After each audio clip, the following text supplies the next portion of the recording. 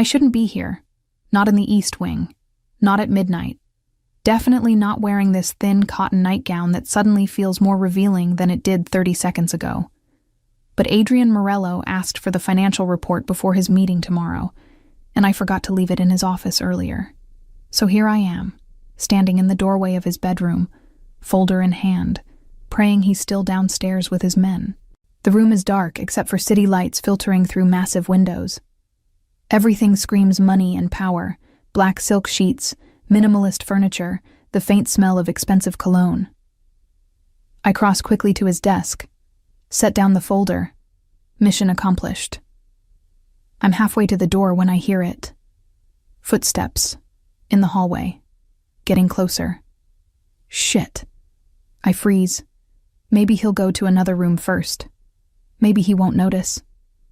The door opens. Adrian Morello fills the doorframe, and my stupid heart does that thing it's been doing since I was 16 and didn't know any better.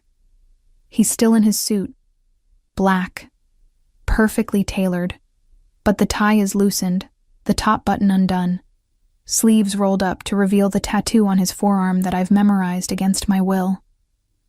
His eyes find me instantly, scan from my bare feet up my legs, linger on the nightgown, travel to my face. Something dark flashes in his expression. Nora. My name sounds different in his voice. Lower. Dangerous. What are you doing in my room? I forgot to leave the report. I was just at midnight. He steps inside, closes the door behind him with a soft click that sounds impossibly loud. In your pajamas. Heat floods my face. I thought you were still downstairs. I was, until I got a notification that someone entered my private wing. He moves closer, each step deliberate. Imagine my surprise when the camera showed you, looking like that. I'm leaving. Are you? He's in front of me now. Too close. Close enough that I smell whiskey and something darker underneath. Or are you playing one of your little games? I'm not playing anything. No. His hand comes up, braces against the wall beside my head. The other rises, 2 fingers under my chin, tilting my face up to his. The touch is gentle but firm, impossible to ignore. You want to play? His voice drops lower. That sarcastic edge I've known my entire life sharpened into something more dangerous. Walking into my room dressed like that, leaving reports like you're not trying to get a reaction. Adrian, I just forgot. Then you can wait until I'm done enjoying the view. His thumb brushes my jaw. Once. You've been avoiding me for 3 days. Now you show up here. At night. Looking like every fantasy I'm not supposed to have. My breath stops. You're drunk. I'm sober enough to know exactly what I'm doing. His eyes drop to my mouth. Back up. And what I'm about to do. Which is... He reaches past me.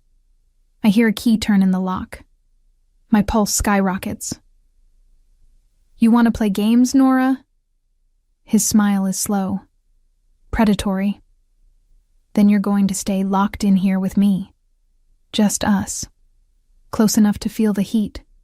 Let's see how long you can keep pretending this isn't what you came for. That's not... I didn't come here for... Didn't you? He leans closer, his breath against my ear. You've been provoking me since you came back. Those little comments. Those looks. Walking around my house like you own it. Like you're not Marco's little sister. Like you're not completely off limits. Then let me go. No. The word is final. I'm done playing nice. Done pretending I don't notice every single thing you do. Done acting like you don't crawl under my skin every time you walk into a room. His hand slides from my chin to the back of my neck. Not tight. Just there. Claiming. So here's what's going to happen. You're going to stay here. With me. And we're going to have a conversation about why you've been baiting me for 3 days straight. I haven't been baiting you. Liar. His eyes are dark, intense. You wore that red dress to dinner last night, sat across from me, laughed at Nate's jokes like they were the funniest thing you'd ever heard, then looked at me like you were daring me to react. I was just being friendly. You were being deliberate. His thumb strokes the pulse point in my neck. And it worked. Because here we are, locked in my room, exactly where we've been heading since you walked back into my life 6 months ago. My heart hammers. This is insane. This is overdue. He drops his hand, steps back, creates space I should be grateful for but somehow resent. Sit. What? Sit, on the bed. We're talking. His smile is slight, sharp. Unless you'd rather I keep you trapped against that wall. I'm flexible. I move to the bed, sit on the edge, try to look unaffected. He leans against his desk, arms crossed, watching me with an expression I can't read. And why'd you come back, Nora? You know why. My dad died. Marco got me the job. Try again. You could have stayed in Iowa, could have gone anywhere. Why here? Why now? Because I needed the money. Bullshit. He pushes off the desk. You came back because you're not done with me, just like I'm not done with you. That's not... Then leave. He moves to the door, holds up the key. I'll unlock it right now. You can walk away. Go back to your room. Pretend this never happened. I should go. Should absolutely go. But I stay sitting, watching him, hating how much I want him to keep that door locked. That's what I thought. He pockets the key, returns to stand in front of me. You're not going anywhere, Reed, and neither am I. Why are you doing this? Because I'm tired of pretending, tired of watching you flirt with my security, tired of acting like you don't affect me. He crouches, brings us eye level. And because you walked into my room wearing that nightgown, and we both know it wasn't an accident. It wasn't. His hand finds my knee, just resting there. You wanted this, wanted me to react, wanted to see if I'd finally break the rules Marco set 10 years ago. My mouth goes dry. You remember that. I remember everything. His voice is rough. I remember you at 16, crying over your first breakup. I remember you at 18, walking around in cut-off shorts that drove me insane. I remember the night in the garden when we almost... He stops. I remember all of it, Nora. Every single moment I wasn't allowed to have you. Marco had a reason. Marco's reason was bullshit. She's my sister. She's off limits. As if I didn't already know that. As if I wasn't already fighting myself every time you looked at me. Then why all the others? The question bursts out. Why Sienna? Why all those models and socialites if I was supposedly so... Because you were untouchable. His expression hardens. Because every time I got close, your brother reminded me you were forbidden. So I found women who weren't. Women who didn't matter. Women I could have without breaking the one rule I couldn't break. That's messed up. That's honest. He stands, towers over me. I'm messed up, Nora. I've always been messed up. Especially when it comes to you. Silence. The air between us is suffocating. Electric. Let me out, I finally say. Please. Why? Scared of what happens if you stay? Yes. His smile returns. Good. You should be. Because if you stay much longer, I'm going to stop being a gentleman about this. You're never a gentleman. True. But I've been trying. For Marco. For you. For the last 10 fucking years. He moves to the window. Gives me space. Now I'm done trying. So either you leave now, or you accept that we're having this conversation. All of it. Everything we've been avoiding. I should leave. Should demand the key. Should run back to my safe little room in the staff wing. Instead, what conversation? He turns. The look on his face steals my breath. The one where I admit I've wanted you since you were too young for me to want. Where you admit you came back for me. Where we finally stop lying to ourselves about what this is. And what is this? Trouble. His smile is dark. The worst kind of trouble. The kind that's going to destroy us both if we're not careful. Then maybe we should be careful. But we won't be. He crosses back to me. Because you're still sitting on my bed, and I'm still watching you like you're the only thing in this room that matters. And neither of us is leaving until we figure out what the hell we're going to do about it. My phone buzzes. Text from Marco. Where are you? Your room is empty. Adrian sees it.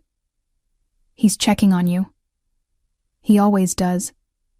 I know, because he knows I'm a threat. Adrian's jaw clenches. Tell him you're fine. I'm locked in your room. Tell him you fell asleep in the library, that you'll be up in 5 minutes. I stare at him. You want me to lie to my brother? I want 5 more minutes without him breaking down my door. His eyes hold mine. 5 minutes, Nora. Then I'll let you go. I promise. Against my better judgment, I text back, fell asleep in library, coming up now. Adrian's smile is slight, triumphant. 5 minutes, I say. Then you unlock that door. 5 minutes. He sits beside me on the bed, close enough to touch. Starting now. And as I sit there, heart hammering, skin on fire from his proximity, I realize 5 minutes with Adrian Morello might be 4 minutes too many. Or maybe, terrifyingly, not nearly enough. Chapter 2. When we were young. 9 years ago, I'm 16 and stupid enough to think Adrian Morello might actually like me back. He's 23. Dangerous even then. The kind of dangerous that makes my friends whisper warnings I pretend not to hear. But when you grow up in the same house, me in the staff quarters with Dad, him in the main mansion, dangerous starts to feel normal. And normal starts to feel like something else entirely. It's July, scorching. The kind of Chicago summer that makes the mansion feel like a prison. I'm on the basketball court behind the garage, alone, practicing free throws in cutoff shorts and a tank top that's probably too small, but it's the only one that doesn't make me sweat through in 5 minutes. Your form is terrible. I spin. Adrian is leaning against the fence, arms crossed, that insufferable smirk already in place. Nobody asked for your opinion. I'm giving it anyway. He pushes off the fence, walks onto the court like he owns it, which, technically, he does. You're throwing with your arms, not your legs. I'm doing fine. You've missed 6 shots in a row. That's not fine. That's embarrassing. He grabs the ball from my hands. Watch. He demonstrates. Perfect arc. Nothing but net. Show off, I mutter. Bitter loser. But he's grinning. Try again. This time, bend your knees. Follow through. I try. Miss. Again. See? Terrible. I hate you. No, you don't. He moves behind me, hands on my shoulders, adjusting my stance. Feet shoulder width. Bend here. Elbow in. His breath is against my neck. My heart is doing things it absolutely shouldn't. Now shoot. I do. The ball swishes through. Perfect. There you go, Reed. You're coachable after all. I turn to face him. He's closer than I thought. Close enough to see the gold flecks in his dark eyes. Thanks, I manage. Don't mention it. But he doesn't move back. Literally. Don't mention it. If Marco asks, you taught yourself. Why would Marco care if you helped me with basketball? His smile fades slightly. Because Marco cares about everything when it comes to you, including who gets close. You're not getting close. You're just teaching me to shoot. Am I? His eyes drop to my mouth. back up, because it feels like something else. My breath catches. Like what? Like I'm about to do something really stupid. Such as... He leans in. Just slightly, testing. I don't move back. Adrian. Marco's voice cuts through the moment like a knife. Dad needs you inside. Now. Adrian steps back immediately. The professional mask slides into place. Coming. He looks at me one last time, something unreadable in his expression. Then he's gone, and I'm left standing there, ball forgotten, realizing I almost let him kiss me. Worse, realizing I wanted him to. 3 months later, the dynamic shifts after that day. We start playing games. He steals my books from the library. I hide his car keys. He calls me kid. I call him asshole. He dates my friend Jennifer just to get a reaction. I flirt with the new security guard just to get even. Back and forth. Push and pull. Everyone sees it except us. Or maybe we see it and just don't care. October brings the annual Morello Foundation Gala. I'm not supposed to be there. I'm staff family. Background. But Marco insists I come. You're 16 now. Old enough to understand the business. Plus, Dad wants you to see what this life looks like. What it looks like is excessive. Crystal chandeliers. Designer gowns. Men in expensive suits discussing things in hushed Italian. And Adrian. At the center of it all. 23 and already commanding respect his father barely has to demand anymore. He's with someone. A model whose name I don't catch. Blonde. Perfect. Everything I'm not. Don't stare, Marco mutters beside me. It's embarrassing. I'm not staring. You are, and he knows it. My brother's jaw tightens. Stay away from him, Nora. I mean it. We're just friends. You're not friends. You're a kid with a crush. And he's... Marco stops. He's not for you. Trust me on this. You can't tell me who to... I can when it comes to him. Marco's voice is firm. He's my best friend. You're my sister. And those two things don't mix. Ever. Understand? I don't answer. Just watch as Adrian laughs at something the model says. His hand on her lower back. His attention completely on her. Like I don't exist. December. The pool party incident Christmas break. Most of the family is in Italy. Adrian stays behind for business, which really means something illegal he doesn't talk about. Marco and Dad are in the city for the night. I'm supposed to be at a friend's house. Instead, I'm at home, and Adrian is throwing a party at the pool house, despite the freezing weather, because indoor pools make people forget it's winter. I hear the music from my room. See the lights. The laughter. I should stay away. Should absolutely stay away.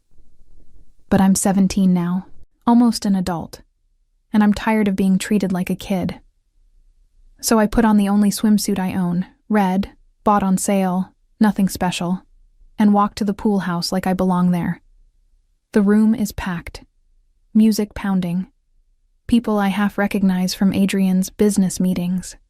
And there he is, in swim trunks and an unbuttoned shirt. Wet hair.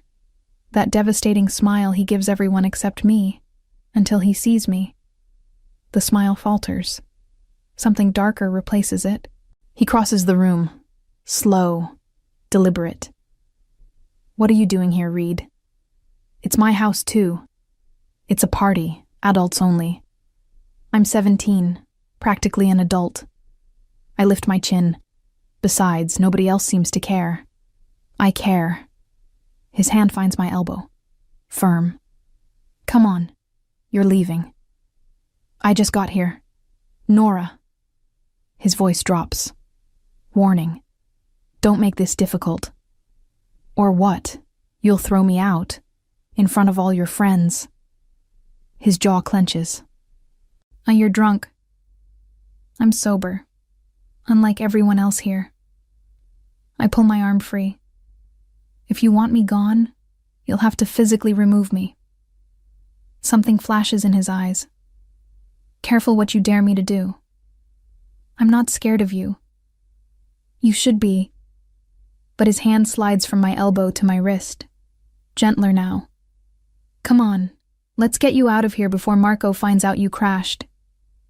He leads me through the crowd, out the back door, into the garden where the music is muffled and the air is freezing.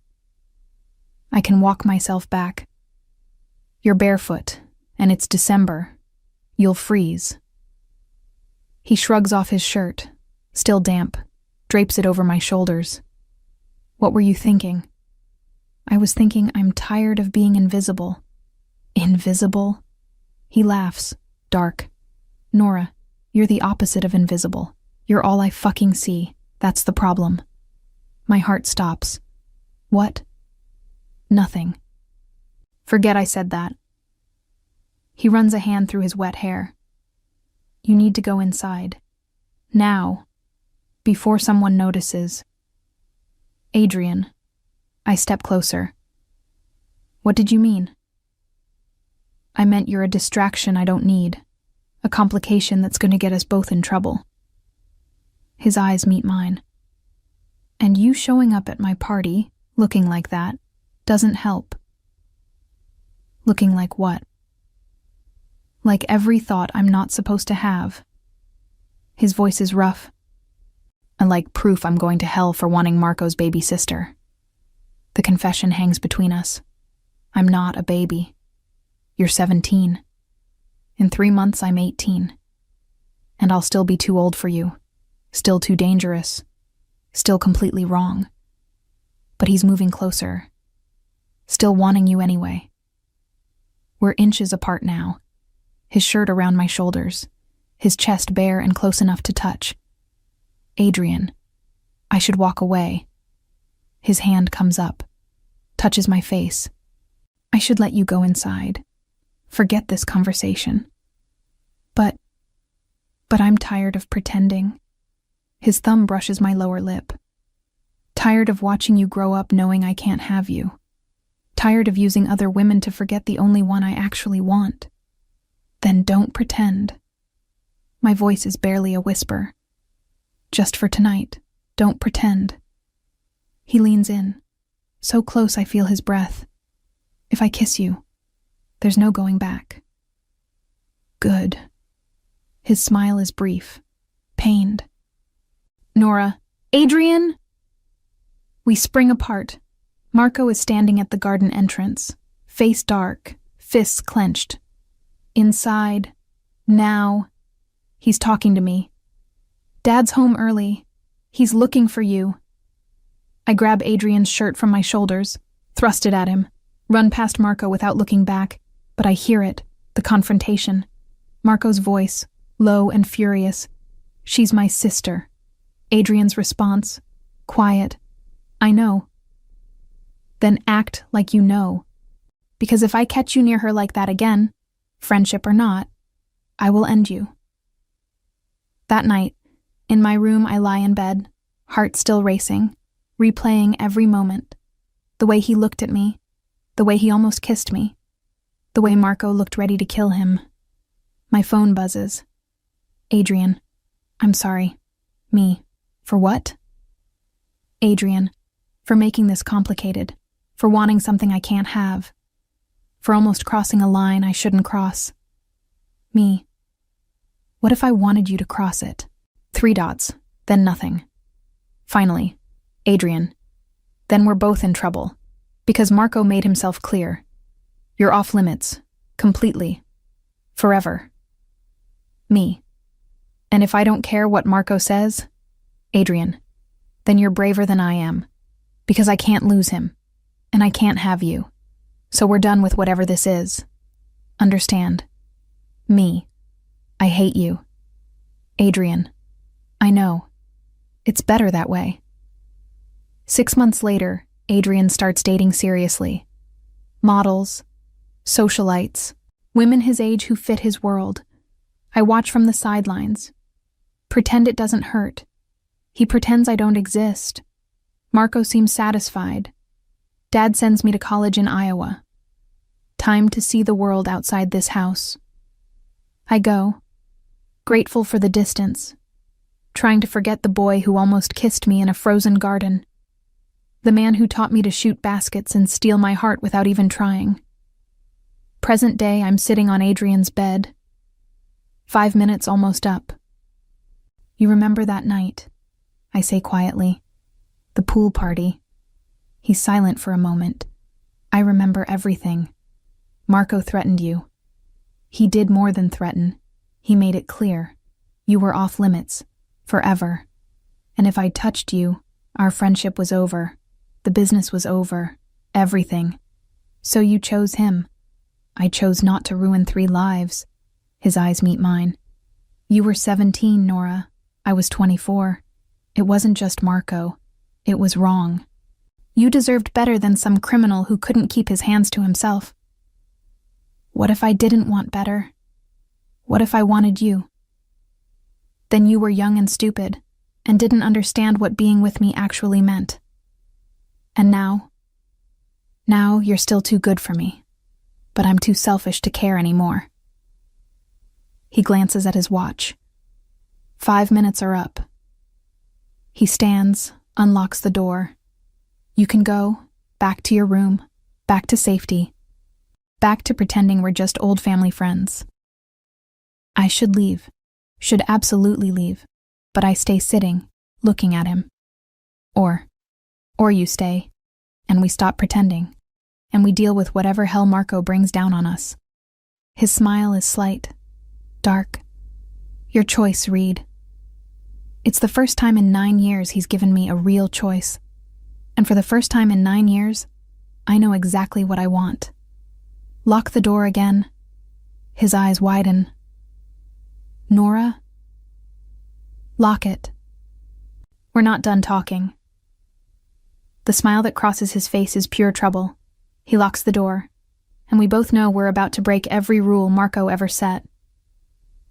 Chapter 3. Back where we started.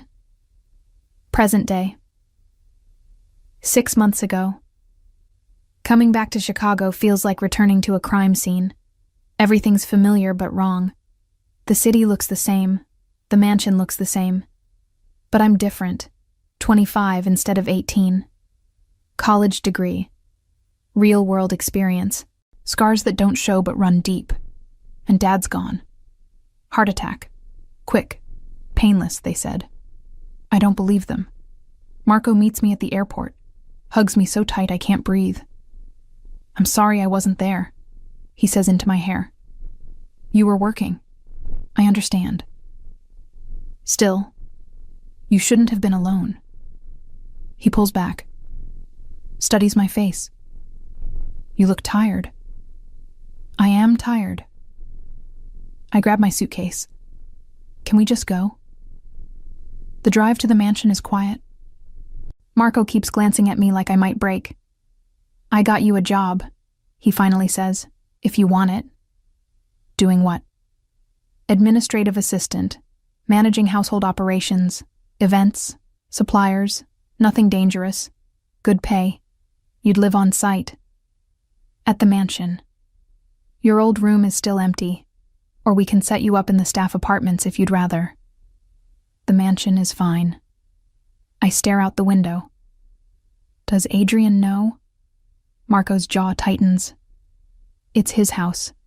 He approved it. That's not what I asked. He knows.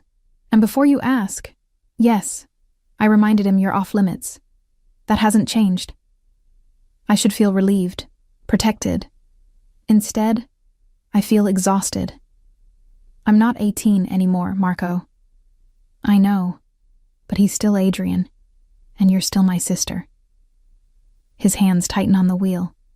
Promise me you'll stay away from him, from that part of his life. I promise. The lie tastes bitter.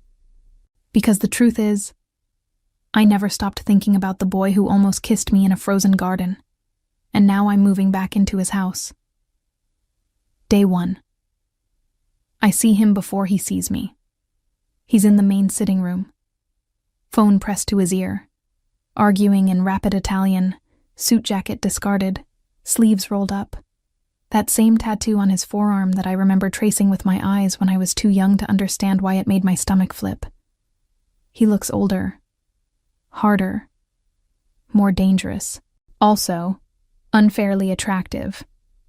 I'm hovering in the doorway with Bianca, the house manager who's been here since before I was born, when he turns. Our eyes meet. The world stops for exactly 3 seconds. Then his mouth curves into that infuriating smirk I thought I'd forgotten. Well, well. He ends his call without looking away. Look who grew up. Adrian. I force my voice steady. Thanks for the job. Thank Marco, he insisted. He moves closer, assessing. Though I have to admit, I'm curious to see if you're still as much trouble as you used to be.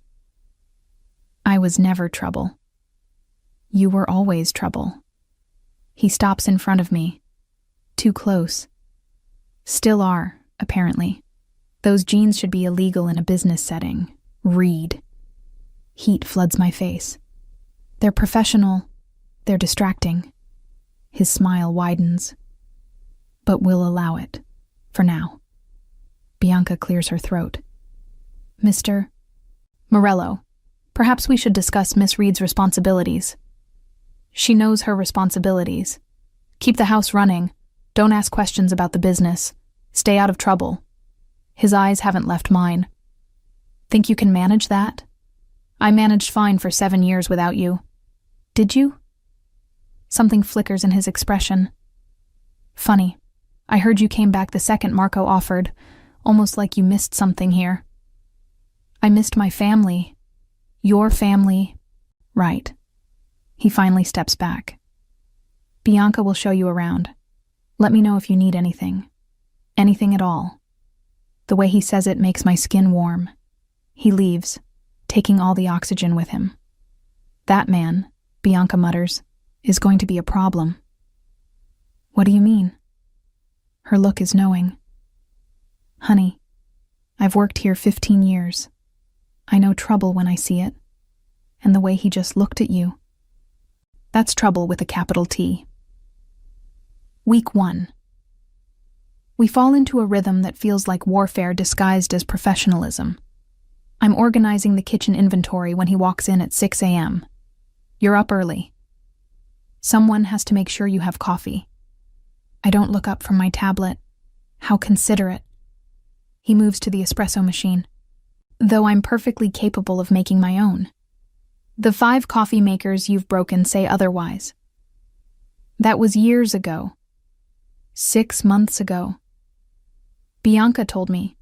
You threw one at the wall during a conference call. His laugh is low. It was a frustrating call. It was a $3,000 machine. I'll try to control my temper around appliances. He takes a sip, grimaces. This is terrible. Then make it yourself. Where's the fun in that? He leans against the counter. I'd rather watch you huff around the kitchen pretending I'm not here. I'm not pretending anything. I'm working. You're avoiding eye contact. There's a difference. I finally look at him. Mistake. He's in workout clothes.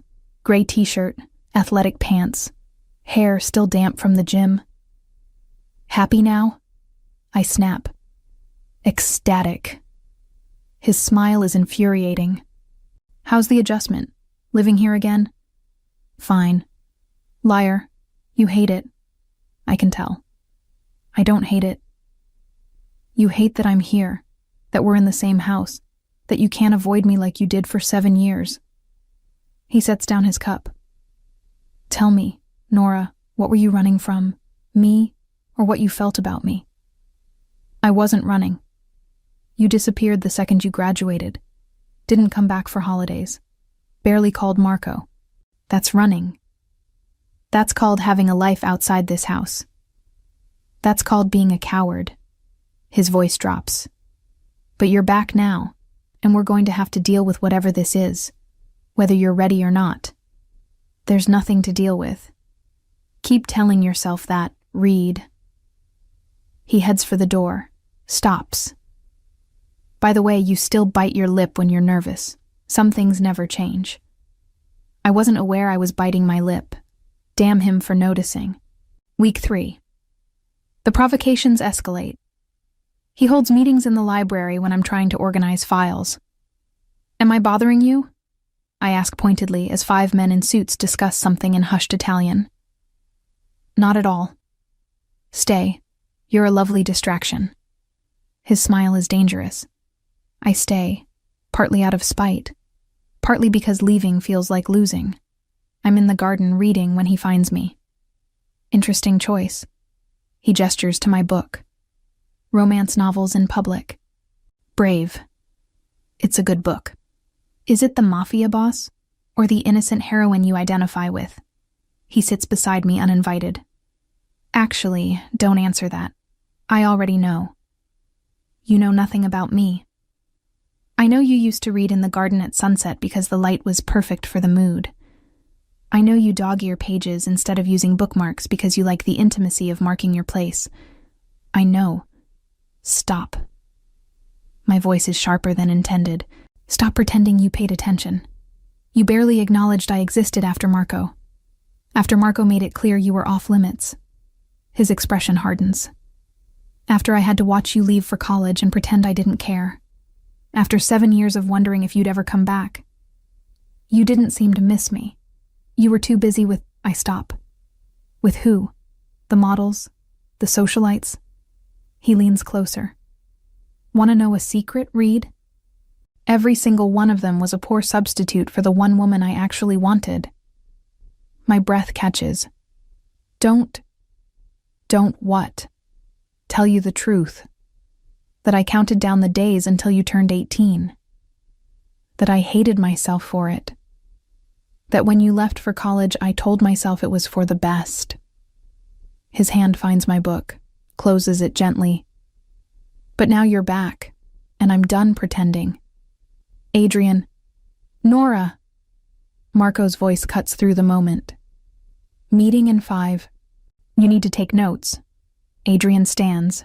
Smooth, professional, duty calls. He hands me back my book. We'll finish this conversation later. He leaves me there. Heart racing, hating how much I want that later to come. Week 5. He starts bringing women home, not to his room, just to dinner, to meetings, to the sitting room where I'm organizing paperwork. Nora, this is Sienna. Old friend of yours, I believe. Sienna Clark. Former best friend from high school, now polished, designer clothes, perfect makeup, and hanging on Adrian's arm like she owns him. Nora, oh my God, I heard you were back. She doesn't let go of Adrian. You look different. Good different. Very wholesome. The word stings. Thanks. You look successful. I try. She laughs. Touches Adrian's chest. Adrian's been showing me around. The house is even more amazing than I remembered. I'm sure it is. I focus on Adrian. Do you need anything else, or can I finish the inventory? You can finish. His eyes hold mine. Sienna and I have dinner plans anyway. How nice.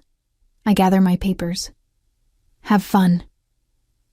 I make it to the hallway before the tears start. Bianca finds me in the linen closet, crying into a pillowcase. He's doing it on purpose, she says quietly. Doing what? Making you jealous, testing you, seeing if you care. She sits beside me. That man is a fool, but he's a fool who's been in love with you since you were 16, and he doesn't know how to handle it except by pushing. If he loved me, he wouldn't. If he loved you smart, he wouldn't. But Adrian Morello has never done anything smart when it comes to you. Just reactive. Just messy. Just very, very stupid. Week 6. I decide to play the game too. Nate, head of security, is attractive, funny, completely safe. I start having lunch with him, laughing at his jokes, letting him walk me to my car when I run errands. It's harmless, friendly, but Adrian doesn't see it that way. He watches, silent, jaw tight. One night, Nate walks me to my room, says goodnight, completely platonic. I'm about to close the door when Adrian appears. Late night, just talking to Nate. Not that it's your business. Everything that happens in this house is my business. He leans against my doorframe. Especially when it involves one of my men getting too friendly with my... He stops. With your, what? Employee? Your friend's sister? I cross my arms. Say it, Adrian. What am I to you? You know what you are. No, I don't. Because you keep sending mixed signals. You flirt. You bring women home. You watch me with other men like you care. Pick one. I can't. Why not? Because Marco isn't here. It's just us. So tell me the truth. What do you want, Adrian? He's quiet for a long moment. Then, I want you to stop looking at Nate like he's safe. Because he's not. Nobody in this house is safe. Especially not me. Then, maybe I should leave. Don't. The word is sharp. Desperate. Don't leave again. I can't. He stops. Runs a hand through his hair. Just stay. Please. It's the please that destroys me.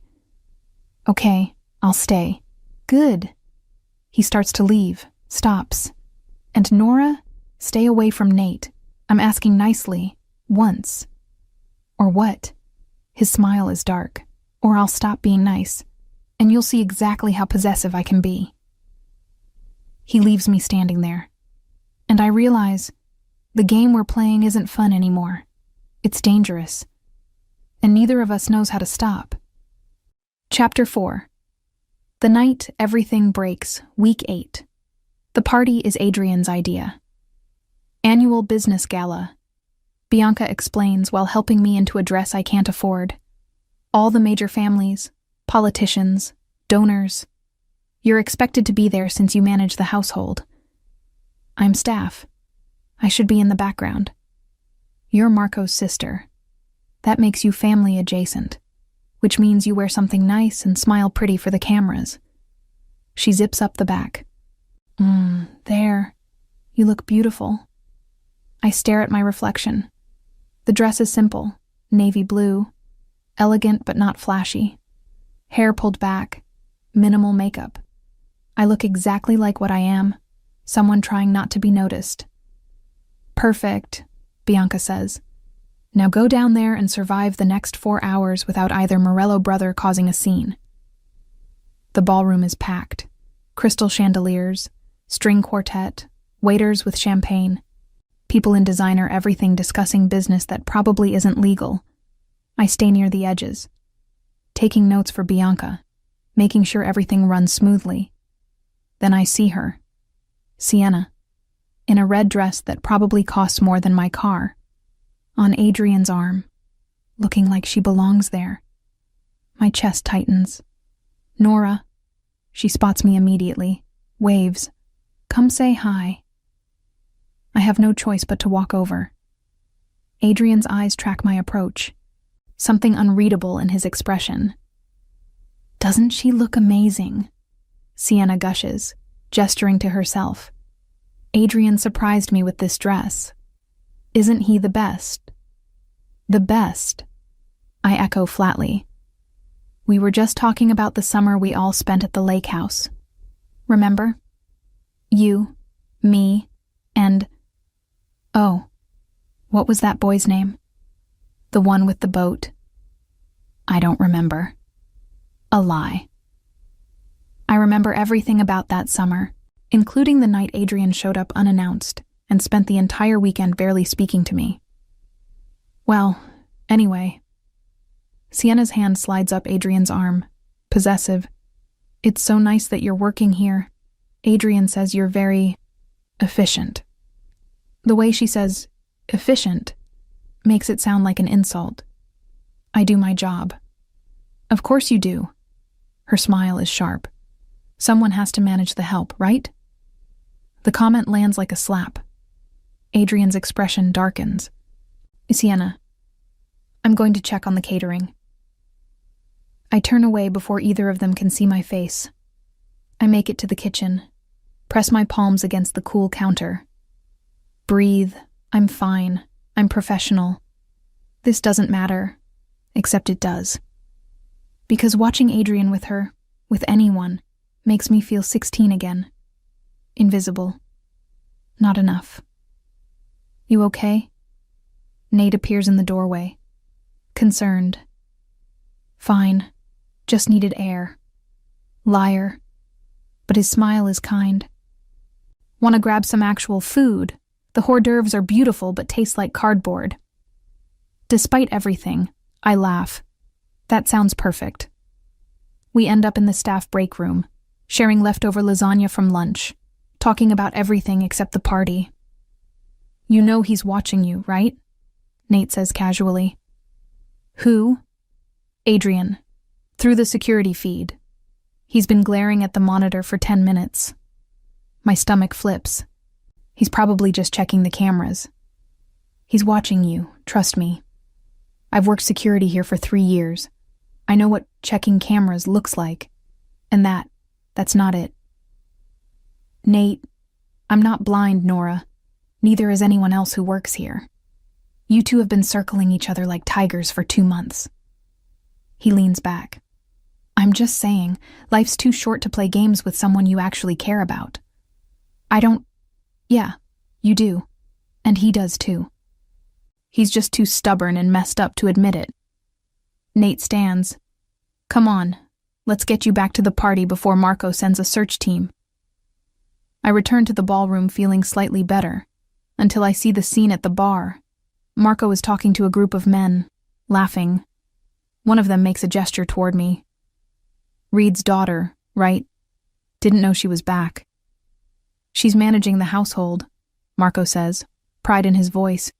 Does a great job. Practically runs this place. Pretty girl, single. Marco's expression tightens. Off limits. The man laughs. To everyone, or just certain people? To everyone who values their life. They laugh. It's friendly, protective even.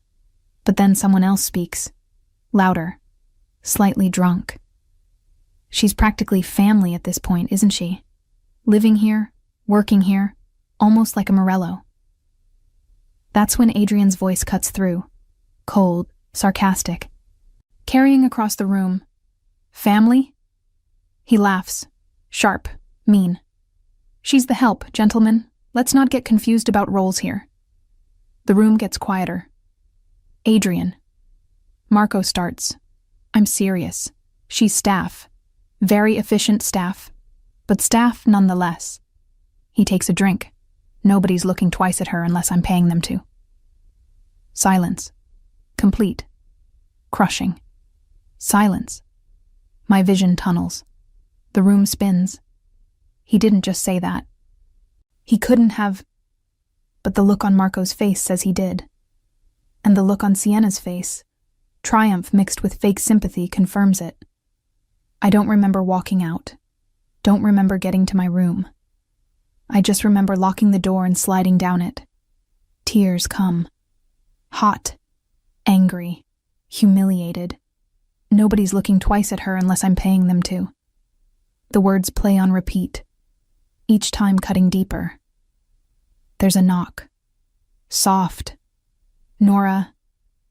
Marco's voice, gentle. Can I come in? I unlock the door, let him enter. He takes one look at my face and pulls me into his arms. I'm going to kill him. Don't. My voice is muffled against his chest. He's not worth it. He's drunk and stupid, and he didn't mean... Yes, he did. I pull back, wipe my eyes.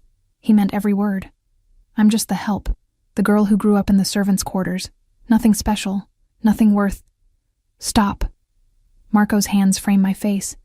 You're worth everything, and he's an idiot who doesn't deserve you. Then why does it hurt so much? Because you love him. You've always loved him. Even when you shouldn't. His expression softens. I should have seen this coming. Should have protected you better. This isn't your fault. It is. I brought you here. I thought... He stops. I thought maybe enough time had passed, that you'd both grown up. That maybe what? That maybe I was wrong to keep you apart. He sits on my bed, defeated. But after tonight, maybe I was right all along. He's too broken, too damaged, too much like our father. The comparison stings. He's not. He just humiliated you in front of the entire family because he's too proud to admit what he feels. How is that different from Dad treating Mom like she was beneath him until the day she left? I have no answer. Marco stands. Pack a bag. You're leaving. Tonight, I'll find you an apartment, a new job, away from this house and that asshole. Marco, I mean it. You're not staying here another night. Not after what he... The door swings open. Adrian stands there, still in his tux, tie undone, hair disheveled, eyes wild. Out, he tells Marco. Fuck you. Out. It's not a request. Marco looks at me. You want him here? No. Yes. I don't know. Give us 5 minutes. Nora. Please, 5 minutes. Then he leaves. Marco goes, reluctantly, but he leaves. Adrian closes the door, locks it. We stand there, 10 feet apart, an ocean of hurt between us. I'm sorry, he finally says. For which part? Calling me the help, or making sure everyone knew I was beneath you. He flinches. I was drunk. You were honest. My voice shakes. You said what you've always thought. I'm not good enough. I'm not... That's not what I think. Then why did you say it? The tears return. I hate them. Hate showing weakness. Why did you humiliate me in front of everyone? He's quiet. Then, because Sienna asked if you and I were together, and I panicked.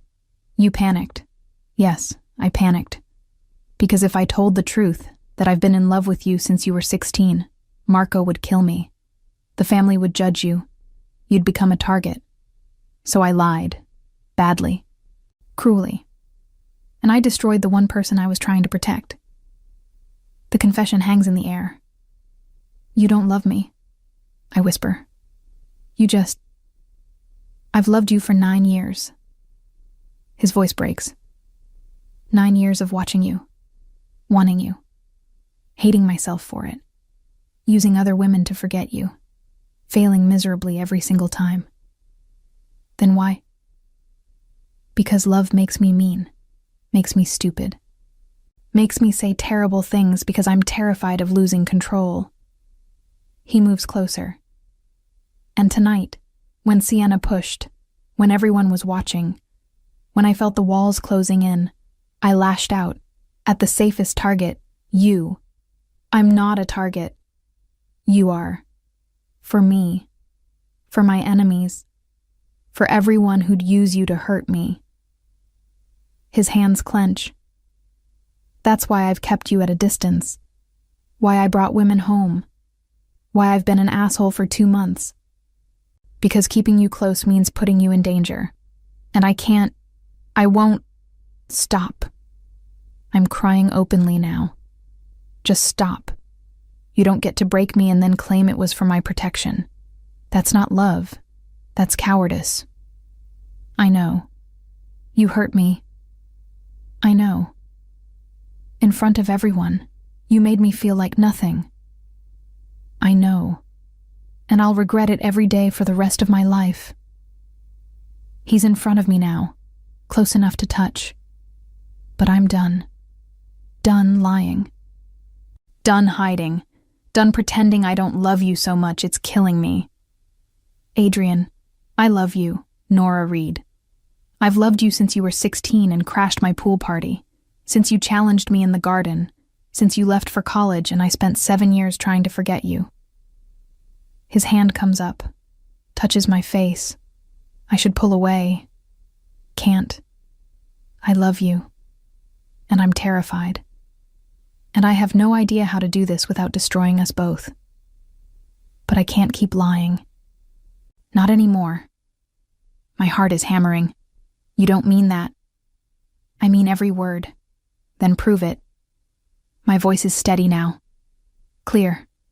Because words are easy. Actions matter. And right now, all I see is a man who hurts me and expects forgiveness. Then tell me what you need. Tell me how to fix this. I need time, space, to figure out if loving you is worth the pain. He drops his hand, steps back. Okay. Okay. Time, space. Whatever you need. His smile is sad. But I'm not giving up, Reed. I'll wait. However long it takes. Because you're worth waiting for. He unlocks the door, leaves, and I stand there, destroyed and rebuilt in the same breath, wondering if love is supposed to hurt this much, or if we're both just too broken to do this right. Chapter 5. The Misunderstanding. Hey, love. Thank you for being here at my romance library with me. Can you help me with something? Rate this story from 1 to 10. Leave a suggestion of what you want to see more of. CEO. Enemies to lovers. Roommates. Slow burn. Insta-love. Tell me everything. The more you share, the better I can bring you the romance that makes your heart beat faster. Comment here. I read every word with care. Let's dream together. Continuing. 3 days later, I pack my things while Bianca pretends not to cry. You don't have to go, she says for the 5th time. It'll blow over. These boys always fight and make up. I'm not fighting with him. I'm leaving. I fold another shirt. Marco found me an apartment, good neighborhood, close to the city. I start job hunting tomorrow. Honey, he loves you. He has a terrible way of showing it. I close my suitcase. And I need space to figure out if love is enough when it comes wrapped in humiliation. She hugs me tight. Call me. Every day. I need to know you're okay. I will. And Nora. For what it's worth. That boy has been miserable since the party. Hasn't slept. Barely eats. Just works and stares at your empty chair like it personally offended him. Good. Maybe he'll learn something. But the vindication feels hollow. Adrian doesn't try to stop me. He watches from his office window as Marco loads my car. Doesn't come down. Doesn't call. Just watches. I tell myself I'm relieved. That his distance proves I made the right choice. The tightness in my chest says otherwise. Week 1. The apartment is small, clean, quiet, too quiet. I'm used to the mansion, the constant activity, Bianca's humming, Nate's jokes. Even Adrian's infuriating presence made the space feel alive. This feels like a tomb. I apply to jobs. Get a few interviews. Nothing sticks. Marco visits daily, brings food, makes sure I'm okay. He's asking about you, he says one night over Thai takeout. Don't. I'm just saying, Marco, please, don't. He sighs. Fine, but for the record, I've never seen him this broken, not even when Dad died. He'll survive. Will you? I don't answer. Week 2. I get a job at a marketing firm. Entry level. Boring, but it pays rent. My coworkers are nice. Normal. Nobody carries guns or speaks in hushed Italian about territories. It should feel like freedom. It feels like exile. That's when the rumors start. I hear it from Bianca first. There's talk, in the house, about money missing from one of Adrian's accounts. What does that have to do with me? Nothing. Probably. But someone mentioned your name. Said you had access to the household accounts. That you were always around when deliveries came in. My blood runs cold. They think I stole from him. I don't know what they think. But Adrian's been investigating, quietly, and your name came up. I didn't take anything. I know that. You know that. But in that world, suspicion is enough. Week 3. The misunderstanding crystallizes when Marco stops visiting. He calls instead. Voice tight. Did you take money from Adrian's accounts? What? No. Why would you? Someone transferred $50,000 the day after the party.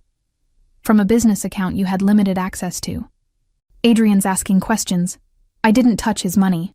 Then how do you explain the transfer? I can't. I didn't do it. My voice rises. Marco, you know me. You know I wouldn't. I want to believe you. But Adrian showed me the records. Your login. Your access code. The transfer happened from your computer. My computer was in the office that night. Anyone could have used it. But they didn't. The timestamp shows it happened after you left. From your room. I was packing. I wasn't... Marco, please. You have to believe me. Silence. Then, I don't know what to believe anymore. Just don't come back to the house. Not until this is sorted. He hangs up. I stare at my phone, shaking. Someone set me up. Someone used my access. My computer. My name. And now even my brother thinks I'm a thief. Week 4. I stop answering calls. Bianca leaves voicemails. Worried. Asking me to call back. Nate texts. Says Adrian's been different. Won't elaborate. I ignore all of it. Because what's the point? Adrian thinks I stole from him. Marco doesn't trust me. The family probably thinks I'm exactly what Adrian called me at the party. Just the help. Ungrateful. Disloyal. Better to disappear completely. I'm working late at the firm when my new boss, Richard, mid-40s, married, calls me into his office. Nora, got a minute? Sure. He closes the door. Sits on the edge of his desk. Too close. I've been impressed with your work. Really impressed. Thank you. In fact, I think you have real potential here. Leadership potential. His hand lands on my shoulder. If you play your cards right. My stomach turns. I appreciate that. Do you? His hand slides down my arm. Because I can fast-track your career. Get you better projects. Better pay. All you have to do is... I step back. I'm not interested. His smile hardens. That's disappointing. I was hoping we could be... friendly. Friendly? Very friendly. He moves closer. Think about it. A girl like you, no connections, no family support, living alone in the city, could use a mentor. Someone powerful. I said I'm not interested. Then maybe you should reconsider your position at this firm. His voice drops. Cold. Because girls who don't play nice don't last long here. I'm walking to my car in the parking garage. Dark, empty, terrifying, when I realize someone's following me. Not Richard, someone else. Male, large, moving with purpose. My keys are in my hand, phone in my pocket, heart hammering. Excuse me, Miss Reed. I don't turn around, just walk faster. I just want to talk. I'm not interested. A hand grabs my arm, spins me around, not aggressive, not violent, but firm enough that I can't pull away. I'm not going to hurt you. I'm just delivering a message. From who? Someone who thinks you have information about Adrian Morello. Someone who'd pay very well for that information. I don't work there anymore. But you did. And you know things. Things that could be useful. He holds out a card. Call this number. Name your price. Easy money. I'm not selling information about... Think about it. You're alone, working a dead-end job, no support. Adrian Morello threw you away. Why protect him? He drops my arm, walks away. I stand there, shaking, card in hand. And for the first time, I wonder, did Adrian send this man? Is this a test? Or are his enemies really this bold? I'm unlocking my apartment door, hands still shaking, when I sense movement behind me. I spin, keys raised like a weapon. Adrian is standing in the hallway, not threatening, not aggressive, just there, looking like he hasn't slept in weeks. What are you doing here? My voice is sharper than intended. Making sure you're safe. I'm fine. You're being followed. Some asshole in a parking garage just tried to recruit you, and your boss is sexually harassing you. His jaw tightens. So no, you're not fine. How do you know about, have you been watching me? Yes. The honesty is startling. You have no right. I have every right. You're in danger because of me, because people think you know things about my business, because someone stole money and made it look like you did it. He runs a hand through his hair. So, yes, I've been watching, and I'm not apologizing for it. You think I stole from you? No. His expression softens. I never thought that. Not for a second. Marco said, Marco's an idiot who jumped to conclusions. I showed him the records to see if he knew anyone who might have accessed your account. He assumed I thought you did it. Adrian steps closer. I know you didn't take anything, Nora. I've known from the start. Then why didn't you tell me? Why let me think? Because I'm investigating. And if someone set you up, they're watching to see how we react. I needed them to think we believed it, that we'd turned on you, that you were vulnerable. So I was bait. So you were protected. Nate's been following you, making sure nobody gets too close, making sure you're safe. His voice roughens. I would never let anything happen to you. You let my brother think I'm a thief. I told Marco the truth yesterday. After I confirmed the real thief was one of Sienna's friends trying to cause trouble between our families. His smile is grim. She's been handled. Handled how? Don't ask questions you don't want answered. We stand there, hallway dim, too much unsaid. I miss you, he finally says. I miss you so much it's killing me. Adrian, I'm not asking you to come back. I'm not asking for forgiveness. I'm just asking, let me keep you safe. Let me fix this. Then I'll leave you alone. I promise. You're terrible at leaving me alone. I know, but I'll try, if that's what you want. Is it what I want? To be safe from him? To move on? To forget 9 years of wanting? I don't know what I want anymore. Then let me make it easier. Come back to the mansion. Just for a few days. Until I'm sure the threat is gone. You can stay in your old room. We don't have to talk. We don't have to... anything. Just let me know you're safe. Marco knows the truth now. He's on board. He wants you safe too. I should say no. Should maintain boundaries. Should protect myself. But the man who just tried to recruit me is still out there. Richard is still my boss. The world feels dangerous in ways it didn't a month ago. 3 days, then I'm gone. 3 days. His relief is palpable. Thank you. Later that night, I'm back in my old room. Same bed, same view, different person. My phone buzzes. Adrian, thank you for trusting me, even when I don't deserve it. Me, I don't trust you. I'm just tired of being alone. Adrian, I'll take it. Me, 3 days, then I'm gone. Adrian, we'll see. I stare at those 2 words. We'll see. Like he knows something I don't. Like he's planning something I won't see coming. And despite everything, the pain, the humiliation, the weeks of separation, part of me wants to find out what. Chapter 6. When walls fall. Day 1. Back at the mansion, I avoid him all day. Not difficult. He's locked in meetings.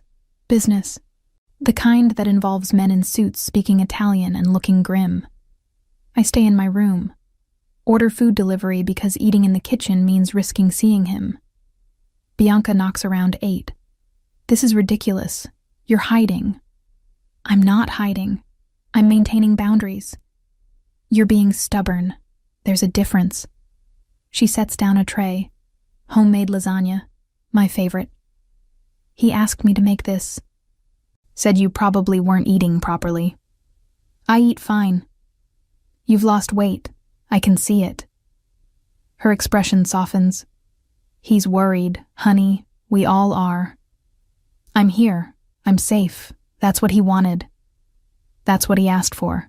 What he wants is you. But he's too proud and too stupid to say it without messing up first. She leaves before I can respond. I eat the lasagna. It tastes like home. I hate that he still knows exactly what I need. Day 2. Marco finds me in the library. Can we talk? If you're here to apologize again, I'm here to explain. He sits across from me, tired, older than I remember. I should have trusted you, should have known you'd never betray us. But Adrian showed me the evidence and I panicked. You thought I was capable of stealing. I thought you might be trying to hurt him because of what he said at the party. Marco's voice is quiet. And I thought maybe you wanted revenge. And honestly, I wouldn't have blamed you. The admission startles me. You thought I'd hurt him. I thought you had every right to.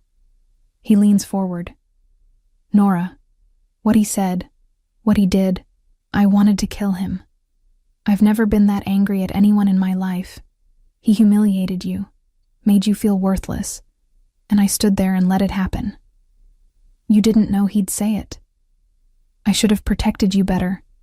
Should have pulled you out of that room the second he opened his mouth. His hands clench. Instead, I froze, and you paid the price. Marco, I'm sorry for not trusting you, for not defending you, for bringing you back to this house in the first place. He looks at me, really looks at me. You should leave. For real this time. Get away from Adrian. From me. From all of this. Is that what you want? No, I want you safe. And you're not safe here. He stands. But I also know you're not leaving. Not really. Because you love him. And he loves you. And you're both too stubborn to just... He stops. Figure it out. Before you destroy each other. He leaves me with that. Figure it out. Like it's simple. Like love isn't the most complicated thing I've ever felt. Day 2, late night I can't sleep. The mansion is too quiet. Too full of memories. Too haunted by everything that's happened. I'm in the kitchen, making tea, wearing an old t-shirt and shorts. When I hear it. Voices, from Adrian's office. Raised, angry, then a crash. My heart stops. I should stay away, mind my business, follow the rules. Instead, I move toward the sound. The office door is half open. Inside, Adrian is alone, phone on the floor, probably what made the crash, papers everywhere, and his hands braced against his desk like he's holding himself up. Adrian? He spins, eyes wild, then carefully controlled. You should be asleep. I heard. Are you okay? Fine. Just business. But his voice is rough, strained. I step inside, close the door. What happened? Nothing that concerns you. Adrian, what happened? He's silent for a long moment. Then, the man who tried to recruit you in the parking garage. He's dead. Shot. 2 hours ago. My stomach drops. What? Someone killed him. Professional hit. Clean. No witnesses. His jaw clenches. Message sent. Message to who? To me. To anyone trying to use you to get to me. He finally looks at me. They're escalating, using you as bait, and I can't protect you if you're not here. You think they'll come after me. I know they will. That's why I needed you back. Why I've had Nate shadowing you. Why I haven't slept in 3 weeks. His control cracks slightly. Because if something happened to you, it would destroy me. And they know it. How do they know? Because I made it obvious. At the party. By humiliating you. His laugh is bitter. I tried to push you away. Tried to make them think you didn't matter. Instead, I showed everyone exactly how much you mean to me. By calling me worthless. By reacting like a man terrified of losing something he can't have. He moves around the desk. Closer. Everyone saw it. The panic. The overreaction. The cruelty that only comes from fear. And now you're a target because I couldn't keep my feelings hidden. So this is my fault for making you feel something. This is my fault for being too weak to stay away from you. His hands come up. Frame my face. Gentle despite the intensity in his eyes. I should have left you alone. Should have let you go to college and never come back. Should have married some socialite and forgotten you existed. But I couldn't. Because you're under my skin. In my blood. The only thing that's felt real in 9 years. Adrian. I love you. The words tumble out. Raw. I love you and it's killing me. Because loving you means putting you in danger. Means watching people target you to hurt me. Means knowing that the safest thing I could do is let you go. And I can't. I'm too selfish. Too obsessed. Too completely ruined by you. My breath catches.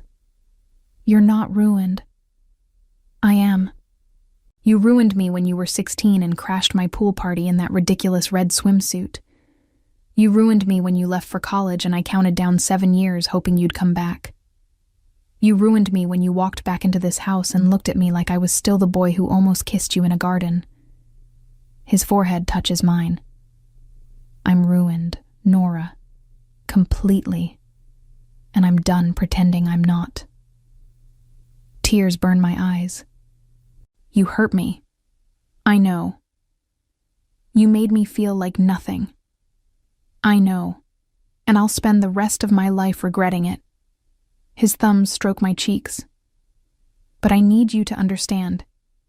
I didn't say those things because I believe them. I said them because I'm terrified. Of you. Of what you make me feel. Of how badly I want you when I know I shouldn't. Then stop pushing me away. I'm trying. I'm so fucking trying. His voice breaks.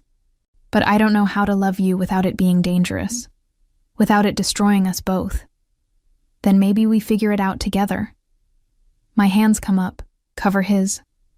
Maybe we stop running. Stop lying. Stop pretending this isn't exactly what we both want. What if I hurt you again? Then I'll leave. For real this time. I meet his eyes. But you get one more chance, Adrian. One. To prove you can love me without destroying me. To show me this is real. It's real. His voice is fierce. It's the most real thing in my life. Then prove it. He kisses me. Not gentle. Not tentative. 9 years of wanting in a single kiss. His hands slide into my hair. Mine clutch his shirt. Everything I've been denying crashes through me. He tastes like whiskey and regret and coming home. When we break apart, both breathless, he rests his forehead against mine. I'm going to mess this up, he whispers. I'm going to be possessive and jealous and probably toxic in ways I don't even realize yet. I know. And you're still staying. I'm still staying. For now. I pull back slightly. But Adrian, if you ever humiliate me like that again, if you ever make me feel small or worthless or like I don't matter, I'm gone. No second chances, no explanations. Gone. Understand? I understand. His smile is slight. Sad. Thank you. For what? for giving me another chance I don't deserve. We stand there in his office, wrapped around each other, the world outside still dangerous, but for the first time in weeks, it feels manageable. "Stay with me tonight," he murmurs. "Just sleep, nothing else. I need you close." "Okay." He takes my hand, leads me upstairs. Not to my room, to his. The room where this all started. Where he locked the door and asked if I wanted to play. This time, there are no games. Just him pulling me into bed. Wrapping around me like he's afraid I'll disappear. "I missed you," he says against my hair. "Every second, every day. I missed you too." The admission feels like freedom. Even when I hated you, I missed you. Good, because I'm not letting you go again. His arms tighten. "You're mine now, Nora. For real this time. And I'm going to prove it. Every single day. For as long as you'll have me." That's a big promise. It's the only promise that matters. I fall asleep in his arms. Safe, despite everything. Loved, despite the danger. Home, despite knowing this could all fall apart tomorrow. But for tonight, it's enough. Day 3. Morning. I wake up alone. Panic sets in immediately. Did he leave? Did he change his mind? The door opens. Adrian walks in with a breakfast tray. Coffee, toast, fruit. "You're awake. You brought me breakfast. I promised I'd prove it, starting now." He sets down the tray, sits on the edge of the bed. "How do you feel?" "Confused, happy, scared. Me too." His hand finds mine. "But I'm done running, done pushing you away, done pretending I don't want exactly this." "This?" "You. In my bed. In my life. In my world." He kisses my knuckles. "Whatever it takes, however long it takes, you're worth it. Even if it's dangerous. Especially if it's dangerous. I'm good at dangerous." His smile is slight. "I'm terrible at feelings. But for you, I'll learn." That's very romantic for a mob boss. I'm a romantic mob boss. It's my brand now. Despite everything, I laugh. And for the first time in weeks, the world doesn't feel quite so heavy. Chapter 7, Surrender Day. 3. Evening. The day passes in a strange bubble. Adrian cancels his meetings, stays home. We don't talk about the future or the danger or what happens when my 3 days are up. We just exist together. He makes lunch. I laugh at his terrible cooking. We eat burnt grilled cheese and pretend it's gourmet. We walk the gardens. He tells me stories about growing up in this house, the trouble he got into, the pressure he felt, the man he became because he had no choice. "I never wanted this life," he says quietly. The business, the violence, the constant looking over my shoulder. Then why not leave? Because it's not just my life, it's Marco's, the family's, everyone who depends on me. He stops walking, looks at me. "But if you asked me to walk away from all of it tomorrow, I would, in a heartbeat." "I'm not asking that. I know. But I need you to know, you're more important than any of it. The empire, the power, the legacy. All of it means nothing if I lose you." That night, he finds me in the library. I'm curled up on the couch, reading, lost in a world that isn't this complicated. "What are you reading?" I hold up the book. Romance. Predictably. His smile is soft. "Let me guess. Brooding hero. Innocent heroine. Forbidden love. Maybe. Art imitating life?" He sits beside me. "Close enough to touch. Or life imitating art. Both." I set down the book. "Adrian, We need to talk about what happens next. I know. He takes my hand. Your 3 days are almost up. They are. And you're probably planning to leave. Go back to your apartment, your job, your safe, normal life. I was, past tense. I turned to face him fully. Because somewhere between burnt grilled cheese and garden walks, I realized something. What's that? I don't want safe. I don't want normal. My voice steadies. I want this. You. Even when it's messy and dangerous and completely insane. His expression shifts. Hope and disbelief warring. Nora. But I need you to promise me something. Anything. No more games. No more using other women to make me jealous.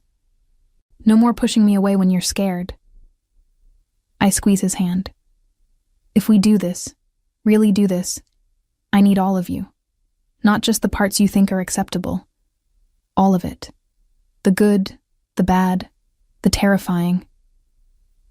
You don't know what you're asking. I know exactly what I'm asking. I'm asking for honesty, for partnership, for you to trust that I'm strong enough to handle your world. I lean closer. Because I am, Adrian. I've always been strong enough. You just never gave me the chance to prove it. He's quiet for a long moment. Then, you're right. I'm what? Right. About all of it. I've been protecting you from things you don't need protection from. Treating you like you're fragile when you're the strongest person I know. His hand comes up, touches my face. I'm sorry.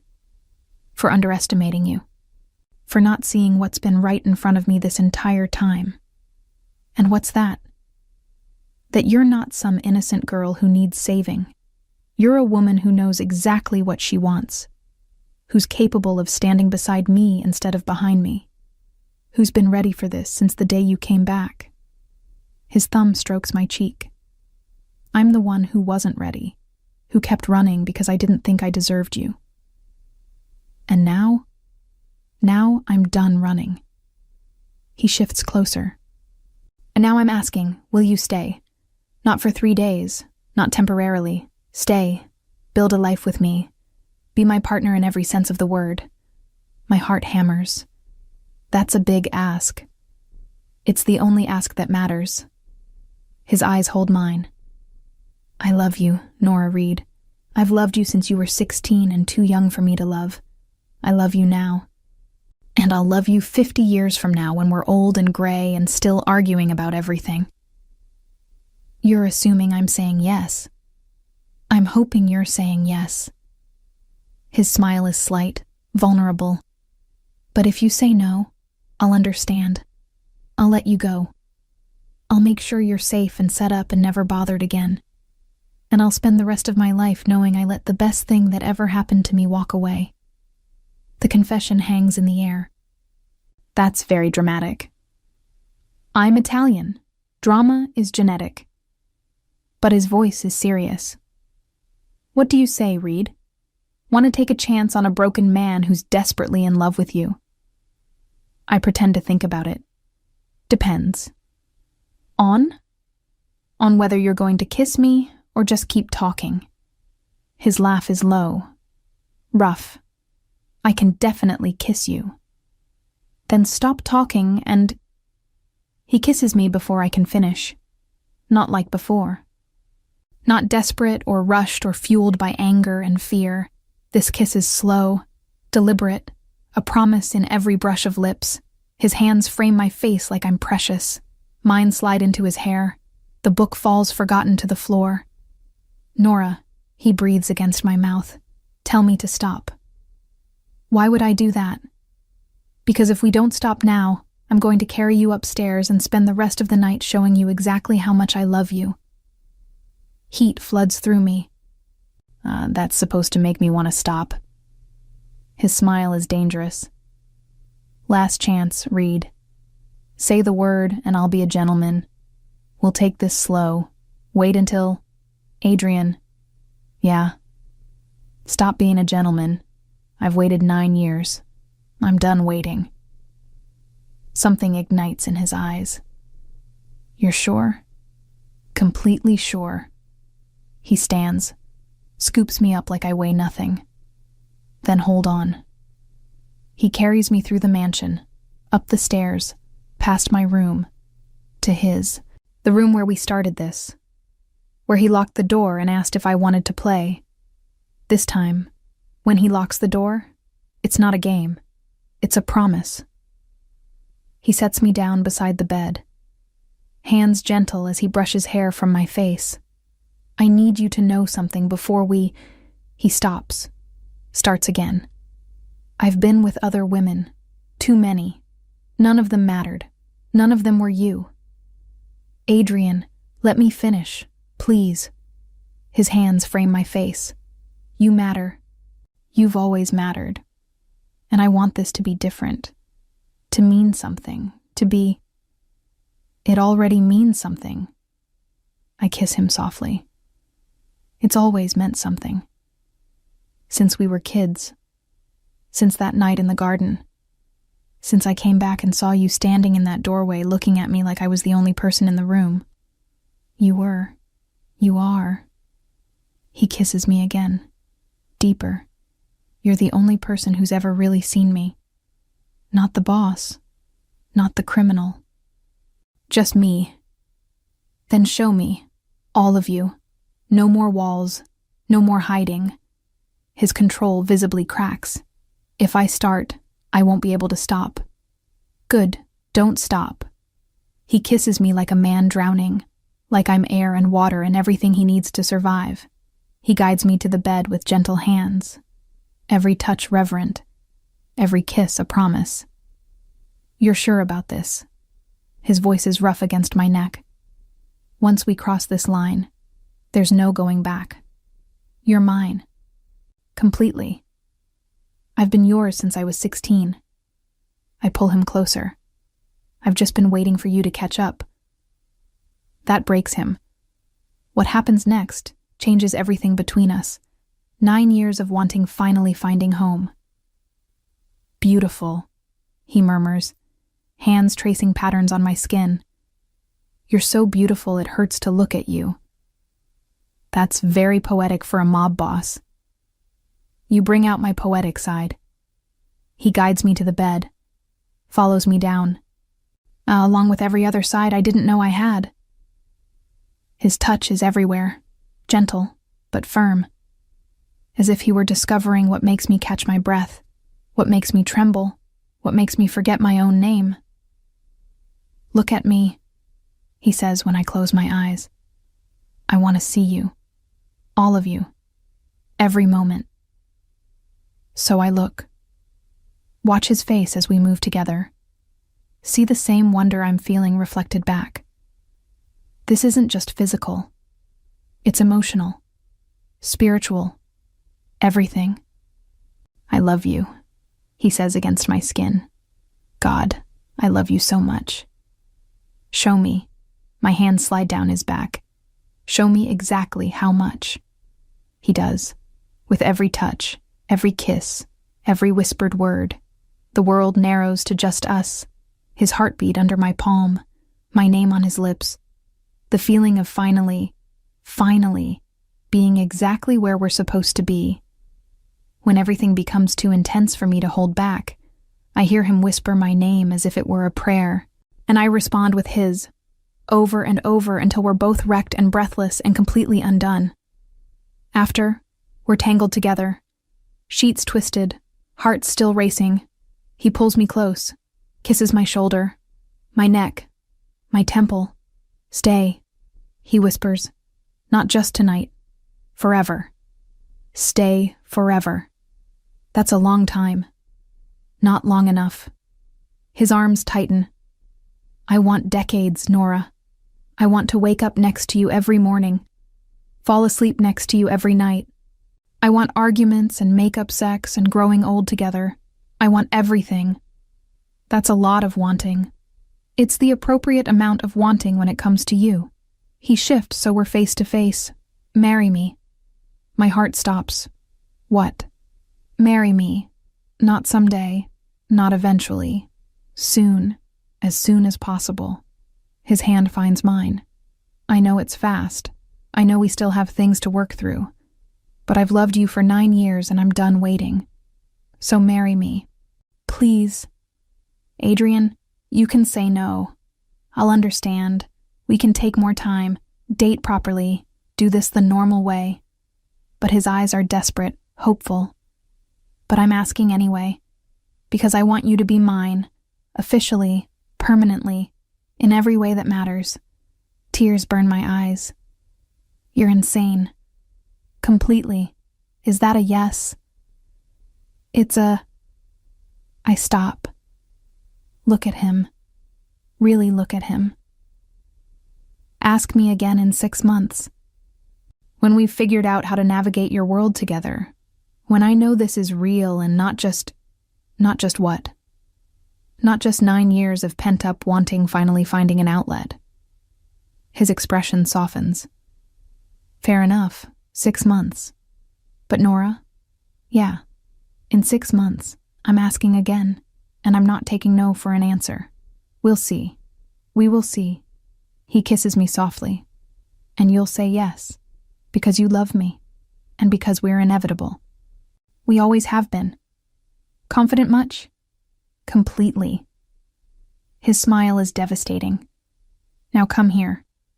I'm not done showing you how much I love you. Adrian, I know, and I want to again, and probably several more times before morning. His hand slides up my spine.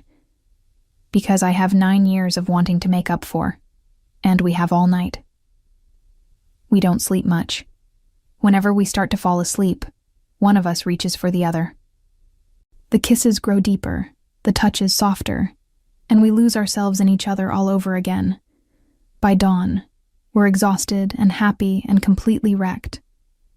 I'm never letting you leave this bed, he murmurs against my hair. I have to eventually. Marco will send a search party. Marco can wait. The world can wait. He pulls me closer. Right now, you're mine, and I'm keeping you exactly where you are. Possessive much? When it comes to you? Absolutely. He kisses my forehead. Get used to it, Reed. You're stuck with me now. Promise. Promise. Epilogue. 6 months later. The ring is simple, elegant, perfect. He gets down on one knee in the same garden where we almost kissed 9 years ago. I promised I'd ask again in 6 months, he says.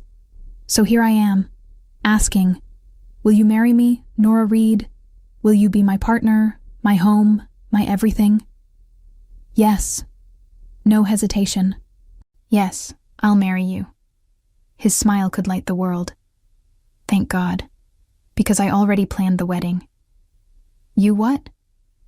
I'm Italian and impatient and hopelessly in love with you. He slides the ring on my finger. And I'm done waiting. So we're getting married next month, if that's okay with you. Next month? Too soon. I look at the ring, at him, at the garden where we started. It's perfect. The wedding is small. Family, close friends. Marco officiating, because of course he is. Do you, Adrian Morello, take this woman to be your wife, to love and cherish and try really hard not to be a possessive asshole about? Adrian grins. I do. Do you, Nora Reed, take this man to be your husband, to love and tolerate and occasionally remind him he's not actually in charge? I do. Then, by the power vested in me by the state of Illinois and common sense, I now pronounce you husband and wife. Adrian, kiss your wife before she changes her mind. He does, long and deep and full of promise. And as we walk back down the aisle, hands intertwined, rings gleaming, future uncertain but together, I realize something. This is it. This is what 9 years of wanting looks like when it finally finds home. And it's absolutely perfect. The end.